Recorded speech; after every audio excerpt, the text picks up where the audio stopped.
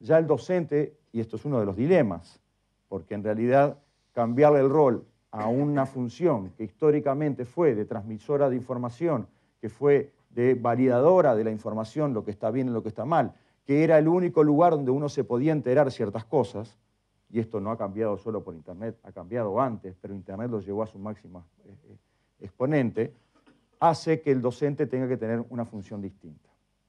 En primer lugar, decíamos entonces de validación de esa información, de evaluación y de promover que nuestros alumnos sean capaces de producir. Yo creo que si hay un ámbito donde la incorporación de Internet y de estas tecnologías cambia con respecto a los tiempos anteriores, es vinculado a la lectura y a la escritura.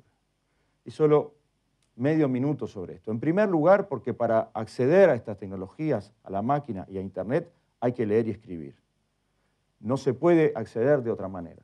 Eso hace que esto obliga, motiva, algo que es fundamental, que el aprendizaje no sea por obligación o sea por repetición, sino que sea por necesidad, por deseo, porque no se puede aprender si no hay un deseo de aprender y una necesidad de hacerlo para satisfacer determinados objetivos, determinados intereses. Pero en segundo lugar, porque cambia también la forma de leer y escribir. Si la lectura, según algunos teóricos, nunca fue lineal, de izquierda a derecha, de arriba a abajo, sino que fue bastante más compleja, la incorporación de las nuevas tecnologías y sobre todo de los nuevos lenguajes y la combinación de estos lenguajes hacen que la lectura implique no solo el lenguaje verbal, sino el lenguaje icónico, el lenguaje hasta matemático, hasta la distribución espacial, lo cromático, el sonido, la voz, etc. Y hay que leer textos que son multimedia, textos que están conectados con otros, que es lo que se le denomina el hipertexto. Por lo tanto, las posibilidades, las necesidades de aprender a leer y a escribir a través de Internet cambian fundamentalmente a partir de estas nuevas configuraciones y estos nuevos tipos de texto que aparecen, que son denominados hipertextos por lo multimedia, por la vinculación de un texto a otro. Esto hace también que impacte en la educación y que impacte en la enseñanza. Y esto hace que en realidad los docentes también se ven implicados en este asunto de aprender, de enseñar a leer y escribir con otras características diferentes, con otros textos muy distintos a los que se habían manejado antes.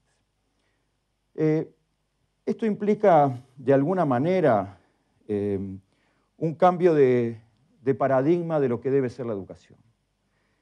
Y si me pusieran contra las cuerdas y me dijeran, bueno, ¿cuál es el aporte más importante del Plan Ceibal? Yo diría que el Plan Ceibal lo que está promoviendo es un cambio de paradigma en la educación. O por lo menos, porque no es automático, porque no es que se lo proponga y lo logre, o por lo menos nos obliga a pensar a quienes trabajamos en educación que si no cambiamos ese paradigma podemos llegar a otra capa geológica de la incorporación de las tecnologías y no a los cambios profundos que nosotros pretendemos que se realicen a través de esto. Y yo voy a plantear en las reflexiones 5 aspectos para terminar. No sé cómo estoy de tiempo, pero creo que todavía me quedan un par de minutos, ustedes me dirán. La primera es, como clave para este proceso, que yo describí muy sintéticamente y seguramente con grandes omisiones, la formación de los docentes. Si hay una clave en todo este proceso, no es tanto en que los niños sean capaces de acceder y de utilizar estas herramientas y, como decíamos, este ambiente de aprendizaje, sino es la capacidad que tengamos los docentes de formarnos para poder utilizarlas de la mejor manera, sabiendo que nuestro objetivo no es tanto desarrollar conocimientos o acceder a conocimientos y desarrollar otro tipo de competencias. La competencia principal que tiene el siglo XXI es la capacidad que tengan las personas de seguir aprendiendo durante toda la vida. Seguir aprendiendo como pudimos aprender nosotros a utilizar estas tecnologías sin que remotamente existieran en nuestra infancia. Sin embargo, pudimos aprenderlas. Esa capacidad de seguir aprendiendo es el primer objetivo que tiene que tener un docente.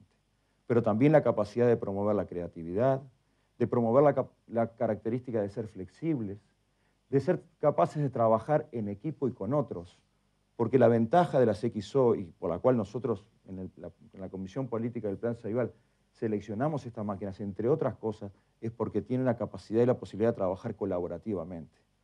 Porque en realidad lo que nos da Internet es esa capacidad de interacción además que no es entre dos, es entre varios, es en el vecindario, como se le denomina en la jerga de XO, o es en las redes sociales. Y hoy en día no hay ámbito laboral donde uno de los aspectos fundamentales, uno es capacidad de aprender, otro es capacidad de comunicarse, vaya si esto lo hace y lo puede hacer Internet, otra es la capacidad de trabajar en equipo. Las posibilidades de trabajo individual en el siglo XXI están cada día más limitadas. Los trabajos son colectivos o no son. Serán colectivos presenciales o colectivos Internet o vía virtual, pero son trabajos colectivos. Por lo tanto, primer desafío es la formación de nuestros docentes. El segundo desafío, que va acompañado con este, es que no alcanza con la formación inicial de los docentes. Eso lo aprendimos con Ceibal. Intentamos, al principio, realizar actividades de sensibilización, de formación, nos damos cuenta que es imposible. Lo que se necesita es un proceso de acompañamiento permanente. Y eso también lo aprendimos, Maestro Ceibal, los grupos de apoyo para educación media que venimos desarrollando ahora.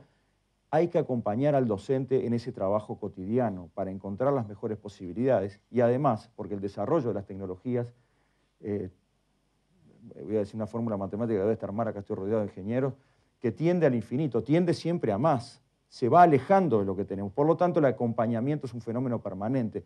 No podemos pensarlo solo porque tenemos docentes formados, sin duda alguna, en periodos anteriores, no son nativos digitales, son inmigrantes digitales, con escasa formación la mayoría de ellos en la utilización de estas tecnologías, pero también va a ser en el futuro cuando tengamos las nuevas generaciones. En tercer lugar, es que es necesario la elaboración de contenidos educativos. Hoy se maneja sobre todo el concepto de objetos de aprendizaje, donde los niños, por un lado, y los maestros, por otro, digamos, los alumnos en general, los docentes, por otro, sean capaces y tengan la posibilidad de utilizarlos para el objetivo fundamental que es enseñar y es aprender. Enseñar esto que decíamos, enseñar a aprender, enseñar a seleccionar la información, a jerarquizarla, a organizarla, y la capacidad y la posibilidad de tener contenidos, en este caso además de carácter nacional. Lo que hoy es el portal Ceibal y que se desarrollará en el futuro es uno de los grandes objetivos. Más contenidos en términos generales, con más software, con mayores capacidades, es uno de los grandes desafíos. El cuarto es la evaluación. ¿La evaluación de qué? Y aquí tenemos un tema que tendríamos que pensar mucho más. Normalmente trabajamos sobre la evaluación de lo que se aprendió en matemáticas, lo que se aprendió en lengua, lo que se aprendió en ciencias sociales, en ciencias naturales. Está bien. Pero ¿cuándo vamos a evaluar cómo se incorporan las nuevas competencias para el siglo XXI que decíamos hace un rato? La capacidad de utilizar la información, la capacidad de comunicarse, las dimensiones éticas y sociales del uso de esa información, la capacidad de aprender a aprender. La evaluación es evaluación permanente del impacto de un plan como este o de la utilización de las TICs, pero tanto en la utilización de las TICs como en la utilización de las TICs para aprender lo que son esos conocimientos y esas competencias sobre todo, porque ya no son tanto los conocimientos conceptuales que se necesitan hoy día, sino sobre todo las competencias para incorporarse al siglo XXI. Y por último, y esto no implica ser una jerarquización, en educación necesitamos mucho más investigación. Investigación desde el ámbito educativo, de cómo se enseña mejor, de cuáles son las mejores prácticas, de cómo se interactúa de manera más adecuada con este nuevo medio que es Internet, pero también investigación que provenga de otras disciplinas, como de las ciencias sociales o de la psicología, sobre todo de este último. Nosotros tenemos, decíamos hace un rato, niños, niñas que son bien diferentes a lo que éramos nosotros cuando jugábamos a la pelota en la calle. Son muy diferentes, no son ni mejores ni peores, son diferentes, como éramos nosotros con respecto a nuestros antepasados. A aprender cómo piensan y las transformaciones efectivamente que se dieron en la psiquis y sobre todo en el aspecto de lo cognitivo, en estos niños de la imagen, en estos niños del tiempo virtual, en estos niños del tiempo rápido y veloz, es un aspecto clave para poder enseñar mejor y para poder contribuir a que aprendan mejor. Ese es nuestro desafío.